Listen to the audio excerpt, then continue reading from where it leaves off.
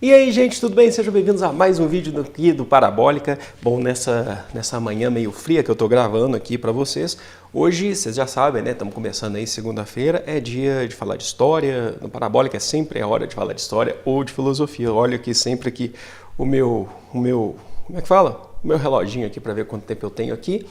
Antes da gente começar, eu queria convidá-los a me seguir nas redes sociais, a também assinar o canal se você ainda não for um inscrito, não é verdade? É compartilhar esse vídeo se ele for útil para vocês de alguma maneira, para ajudar, incentivar a gente a fazer mais conteúdo aqui. E também eu convido vocês a dar uma passada ali na minha plataforma, o História 10, onde a gente está fazendo o curso de História para o Enem, né? Tá com preço bacana, tá com vídeo aulas legais, a gente tem baterias de exercícios, a gente tem, que mais? A gente tem mapas mentais exclusivos para quem é assinante da plataforma História 10. Então não perde tempo, dá uma olhada aí, o link aqui está aqui na descrição, ok? Hoje é dia de falar de nazismo, como a gente está fazendo essa série sobre sociedade nazista, não é uma série sobre guerra, não é uma série sobre como que o nazismo chegou ao poder, a gente já tem muito disso aqui no canal. A gente já fez um vídeo falando da Noite das Facas Longas e o último vídeo foi sobre cultura, né, como que funcionava a cultura nazista. Hoje, especificamente, a gente vai falar de um dos temas que as pessoas mais têm dúvidas, as pessoas mais têm curiosidades, né, que muito se pergunta isso em sala de aula. Uma das perguntas que eu mais tenho assim em sala de aula é sobre a religião dentro do nazismo ou as religiões, como que funcionava a igreja. As pessoas perguntam para mim, o nazismo era cristão, né? Porque todo mundo tem dúvida. Hoje a gente vai responder tudo isso, ok? A gente vai tentar fazer uma análise bem tranquila, mas que é bem embasada aqui. Bom, o que a gente precisa saber? Inicialmente, eu já indico a vocês, eu já falo para vocês que o nazismo, tá? A gente vai por partes, ele tem uma pegada, tá? Se você olhar na origem do nazismo, ele tem uma pegada pagã, tá? A gente vai explorar esse lado agora. Aí você fala, por que uma pegada pagã? Principalmente, gente, porque o nazismo, a ideia do nazismo, tá?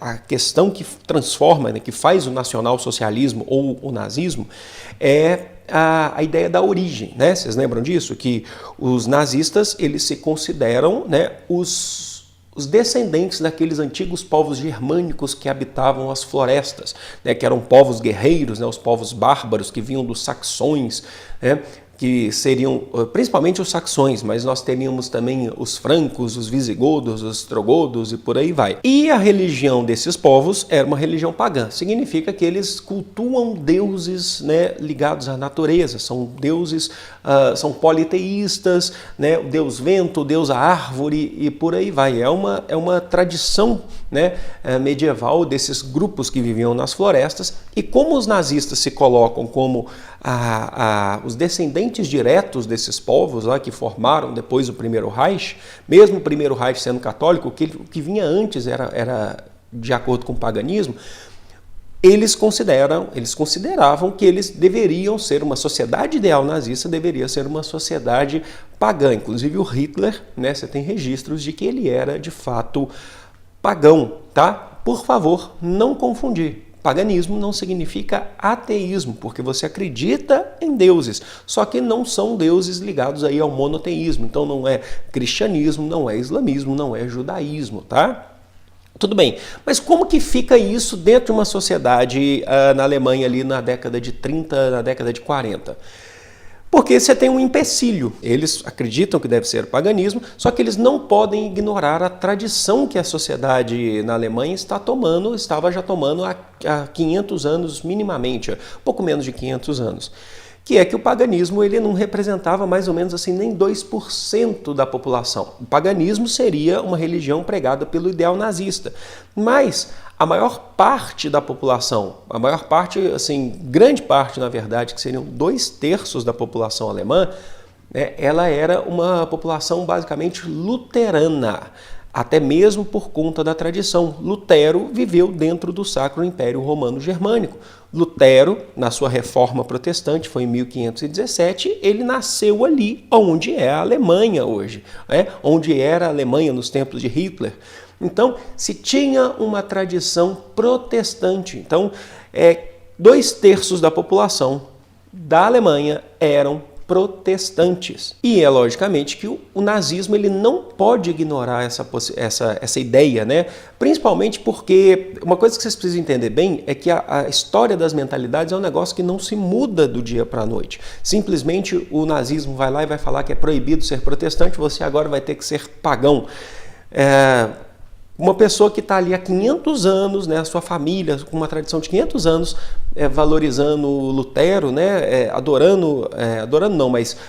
rezando, né, orando pela questão litúrgica protestante, simplesmente não vai virar pagão do dia para a noite. Então o nazismo, como um movimento ideológico, que eu já falei para vocês, vai ter que saber lidar com essa situação, né? É uma situação até então um pouco complicada. Daqui a pouco a gente fala do catolicismo, primeiro o protestantismo, tá? E como que o nazismo vai fazer isso? Inicialmente, o nazismo não vai querer, olha só, prestem bem atenção, destruir o protestantismo, porque destruir o protestantismo basicamente representa destruir a sua população. Uma população não vive sem cultura, e o protestantismo fazia parte da cultura da Alemanha, tá? Muito mais do que o paganismo, que era uma coisa muito mais antiga, que quase se perdeu com o tempo, mas o nazismo estava tentando reerguer. E aí como é que você faz? Você tenta atrair o protestantismo para o lado, né, fazer uma junção entre o protestantismo ligado ao nazismo. Então, começa-se a ideia de tentar criar uma igreja que eles vão chamar de Igreja Nacional Alemã, tá? Que é uma igreja que vai ser de fato monoteísta, mas com algumas coisas do politeísmo pagão. Então eles vão tentar converter, né, os seguidores de Lutero, os protestantes, a um novo ideal. É tentar fazer com que a política fique, se sobressaia em cima dessa religião. Como é que você faz isso? Não é muito complicado, eles vão tentar reescrever o Novo Testamento, eles vão tentar criar um Novo Testamento que seria um Novo Testamento germânico, onde Jesus, olha só, Jesus vai ser considerado um grande Messias, logicamente, eles não vão ignorar, porque isso é a base do cristianismo, logicamente, só que eles vão considerar Jesus como um germânico, né? Tanto é que eles vão chamar o Jesus de nórdico. E vão tentar adequar a história de Jesus para a criação dessa Igreja Nacional Alemã, vão tentar adequar a história de Jesus dentro dos moldes germânicos. E aí você vai ter os grandes vilões, eles vão ter que achar os grandes vilões aí para tentar, que vão tentar destruir a vida de Jesus, certo? E nesse caso, os grandes vilões são os judeus. Então entendam, essa ideia de um Jesus loiro, puramente europeu, não vem do nazismo, tá? Mas eles utilizaram muito bem essa ideia e transformaram Jesus em nórdico, tá? Se você for olhar, eles estão tentando ir na contramão do que a Bíblia fala, né? Que Jesus vem do judaísmo, tal, mas eles estão ignorando isso. Na verdade, eles estão trabalhando com a ideia de que os judeus são os vilões aí nessa história, e Jesus, ele é um homem, né? Uma entidade que é nórdica e vai passar por tudo aquilo porque os judeus justamente o prejudicaram. Tudo bem, muitas pessoas aderiram a esse ideal, muitas pessoas realmente gostaram disso. A Igreja Nacional da Alemanha, ela não deu 100% certo, mas começou a crescer esse ideal da Igreja Nacional da Alemanha. Só que qual que vai ser a ideia? Alguns grupos de protestantes vão se negar a aderir à Igreja Nacional da Alemanha, porque vão falar, Jesus está à frente de tudo isso, tá? E aí vai ser criada uma igreja protestante, uma igreja dentro do protestantismo que resiste, tá? Que resiste a essa ideia germânica em cima das ideias de Lutero. Essa igreja a gente vai chamar de igreja confessante ou igreja confessional. E o seu líder era o Dietrich Bonhoeffer, eu acho que é assim que pronuncia, não tenho certeza. Esse cara, ele vai começar a resistir ao nazismo ali nos anos 30, ele vai resistir, vai falar assim, Jesus é do jeito que o Novo Testamento está falando, Jesus não é do jeito que esse testamento germânico está falando. Resultado disso tudo é que o líder, né, os membros da igreja confessional geralmente serão presos e serão colocados em campos de concentração. A igreja confessional, ela foi destruída pelo nazismo. Assim também como os testemunhas de Jeová, que eram aqueles que tinham um triângulo vermelho, triângulo roxo, né, nos seus pijamas, né, na sua roupa, nos campos de concentração. É uma das coisas que as pessoas me perguntam muito. Por que os testemunhas de Jeová foram perseguidos pelo nazismo? É muito simples entender. Assim como ali na igreja confessional, que tem uma ligação muito forte, os testemunhas de Jeová se negaram a aderir aos ritos germânicos. Os testemunhas de Jeová são aquela parcela desse grupo que a gente está falando que se negou a simplesmente falar assim, a gente agora está fazendo um novo testamento germânico. Eles se negaram de fato e eles falaram assim, Deus vem em primeiro lugar, a gente não pode aceitar esse tipo de coisa. E aí sim eles também foram perseguidos, foram presos, foram colocados em campos de concentração, porque eles não se converteram à Igreja Nacional Alemã, assim como a Igreja Confessional, ali os testemunhos de Jeová não se converteram à Igreja Nacional Alemã. E como que vai ser esse processo aí? Deixa eu ver o tempo aqui, quanto é que eu tenho. E como que vai ser esse processo?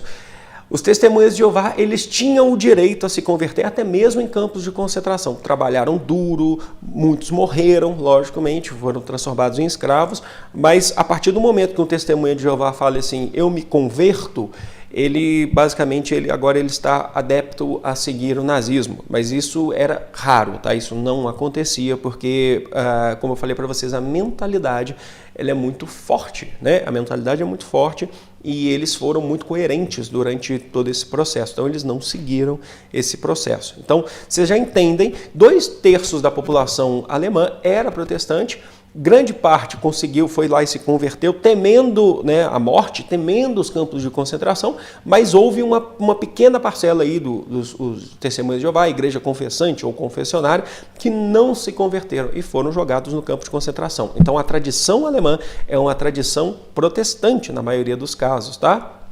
Agora, e o catolicismo? O pessoal me pergunta assim, mas eu quero saber do catolicismo também, né? Porque as pessoas também, uma outra dúvida que as pessoas me perguntam, o nazismo era católico, cristão católico, Igreja de Roma, como que funciona isso? Gente, como eu já falei para vocês, o nazismo pregava a volta ao paganismo, as antigas religiões dos povos germânicos, né? Só que é claro que eles tentavam colocar o paganismo, isso é muito importante saber, com a ideia de superioridade. Tá? Eles tentavam levantar o paganismo dentro dos ideais positivistas, de que, como você está cultuando, né, valorizando os deuses da natureza, eles acreditavam nesse paganismo onde a lei do mais forte, né? Eles tentavam dizer que o mais forte prevalecia, o que se adequava melhor, mas que era o mais forte. E nesse caso, os pagãos germânicos. Tá? É um pouco, inclusive tem muitas pessoas que estudam muito isso, que dizem que eles inclusive deturparam a ideia do paganismo, que o paganismo ele não prega essa superioridade, ou os paganismos, né? Não existe um paganismo. Mas que eles tentaram deturpar, né, com essa ideia de superioridade. E eles precisam lidar também com a Igreja Católica, porque o cristianismo católico romano é muito forte. Eles perseguiram a Igreja Ortodoxa, mas o catolicismo romano foi também inicialmente muito perseguido. É um pouco confuso entender o catolicismo, porque inicialmente os nazistas eles não aceitam o catolicismo. Eles veem que o catolicismo tem uma força muito grande no mundo, mas eles não aceitam o catolicismo. Um dos motivos é porque eles acreditavam inicialmente que o catolicismo ele tinha uma ligação forte e uma subordinação / obediência ao fascismo de Mussolini. Afinal de contas, nós estamos falando da Igreja de Roma. Inclusive foi o Mussolini, a partir da Marcha sobre Roma, de alguns acordos que estabeleceu, por exemplo, o Estado independente do Vaticano. Então diziam, apesar do nazismo ter uma ligação forte com o fascismo, eles tinham sim uma rivalidade, né? O nazismo é um tipo de fascismo, mas tinha sim uma rivalidade porque os nazistas acreditavam que eram muito maiores do que qualquer tipo de fascismo no mundo. Então eles já tinham essa crítica de antemão, falando que a Igreja Católica ela era subordinada ao fascismo, não ao nazismo, então eles já tinham essa crítica. E aí que 2 papas serão importantes aqui nesse processo. A Igreja Católica não vai aceitar inicialmente também o nazismo na Alemanha, tá? Então vai ter uma resistência da Igreja Católica entre o Papa Pio XI, o primeiro Papa aí que a gente está falando é o Pio XI, e o mais importante que vai ser o Pio XII, que vai ser o famoso Eugênio Pacelli. O que vai acontecer? Esses papas aí, eles, de antemão, como eu falei para vocês, eles não apoiam o nazismo, eles abominavam, eles condenavam o totalitarismo, a Alemanha era totalitária, então eles abominavam o totalitarismo, eles abominavam qualquer tipo de perseguição religiosa, o que a Alemanha fazia, né, inclusive tentando pregar o paganismo, mas eles não abominavam o antissemitismo, tá? Então, tem uma brecha para a Alemanha nazista ter uma relação com a Igreja Católica, porque abominar totalitarismo, você abomina o totalitarismo em qualquer parte do mundo. Abominar a perseguição religiosa, lógico, você está falando de uma Igreja Católica, mas não abominar o antissemitismo é a brecha que eles estão tendo para poder negociar com os nazistas, né? Então, assim, até mesmo porque a Igreja Católica barra rival do judaísmo, né? E aí, o que vai acontecer? O Eugênio Pacelli, que é o Pio XII, ele vai assinar um acordo com os nazistas chamado de Reichsconcordata, se eu não me engano, esse é o nome que a gente dá, que seria um acordo papal com o Império Nazista. E o que diz esse Reichsconcordata?